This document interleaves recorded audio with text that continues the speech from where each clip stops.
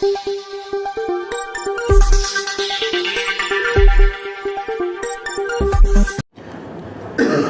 1 जानेवारी 2026 रोजी गेवराई नगर परिषदेचे नवनिर्वाचित माननीय अध्यक्ष सौ गीता बाबी बाळराजे पवार यांनी पहिल्या सर्वसाधारण सभेची नोटीस काढली होती। सदर सर्वसाधारण सभा दिनांक 8 जानेवारी 2026 रोजी 11 वाजता गेवराई नगर परिषद कार्यालय सभागृह येथे आयोजित करण्यात आली होती।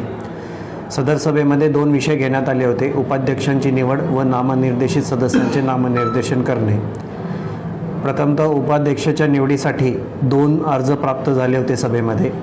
शेख शाहरुख खान पठाण आणि रेवती घुंबाडे यापैकी शाहरुख खान पठाण यांनी अर्ज मागे घेतला आणि रेवती घुंबाडे यांची बिनविरोध म्हणून उपाध्यक्षपदी निवड करण्यात आलेली आहे।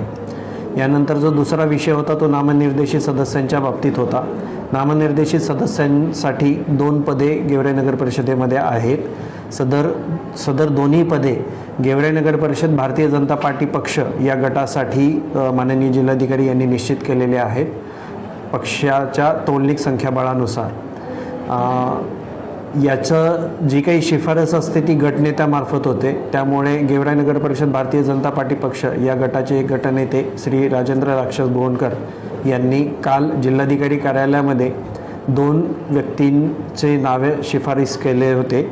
त्या नामनिर्देशन पत्राची छाननी माननीय उपविभागीय अधिकारी बीड कविता जाधव मॅडम यांनी छाननी काल दुपारी तहसील कार्यालय येथे केली।